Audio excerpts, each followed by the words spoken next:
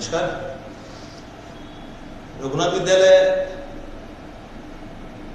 न केवल अपने एजुकेशन के लिए जाना जाता है, वरन यहाँ की शिक्षा का एक सबसे महत्वपूर्ण बिंदु और सबसे महत्वपूर्ण गुण जो रहा है वो हमारे स्टूडेंट्स के मोरल वैल्यूज रही हैं, उनकी नैतिकता रही है, उनके चरित्र की उज्ज्वलता रही है।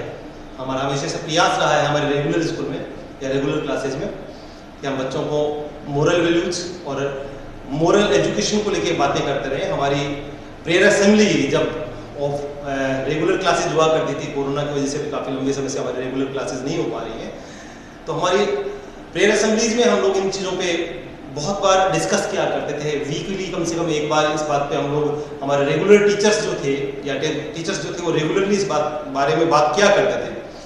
हम दोबारा से इसको शुरू कर रहे हैं, पता नहीं स्कूल कब कोरोना के बाद दोबारा शुरू होगी, कब दोबारा प्रेयर असेंबली शुरू होगी। तो क्या हमारे स्टूडेंट्स के साथ हम लोग मोरल वैल्यूज और मोरल एजुकेशन को लेकर बात नहीं करें? होनी चाहिए। इस बिंदु को लेकर हमने दोबारा से एक मुहिम शुरू की है आज से।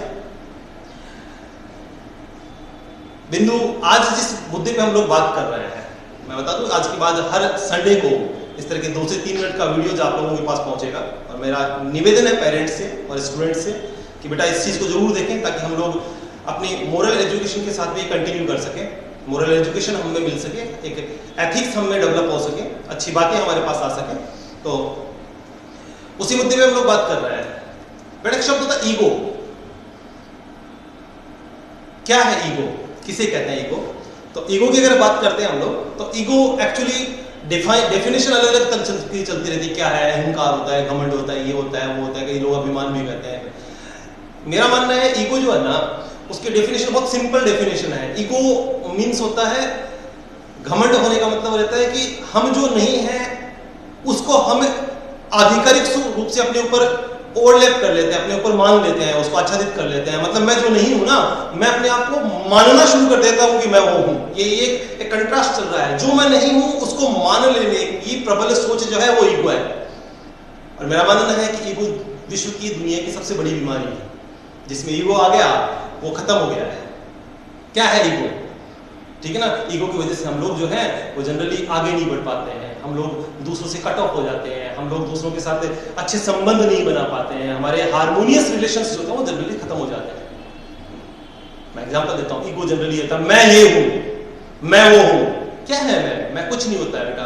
कोरोना से पहले बहुत सारे लोग सोचा करते थे मैं ऐसा हूं, मैं वैसा हूं। एक छोटे से वायरस में आते हैं, कहा जाता है कि है ना, एक मिट्टी का कण भी अगर हम लोग यहाँ हाथ पे डाल देते हैं, उसको अगर न्यू रगड़ करेंगे तो वो पता लग जाएगा। इससे भी पता नहीं 10,000 गुना बारीक एक वायरस आता है और पूरी दुनिया को खत्म कर देता है, पूरी दुनिया को रोक देता है।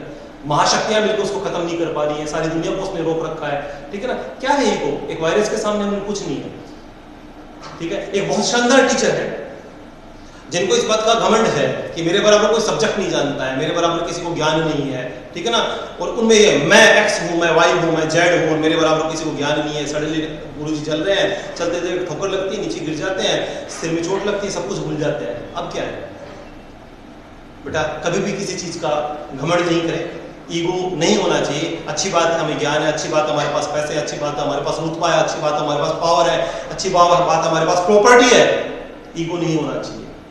जिसमें ईगो है वो खत्म है। याद रखें, जिसमें ईगो नहीं होगा वही दुनिया में आगे बढ़ सकता है, जीवन में आगे बढ़ सकता है। और जिसमें ईगो आ गया है, घमंड आ गया है, अभिमान आ गया है ना, वो निश्चित रूप से उसमें रिवर्स लग जाना होता है। कभी भी किसी चीज का घमंड नहीं करें। घमंड जिसको हो गया वो समाप्त है। ठीक है बेटा।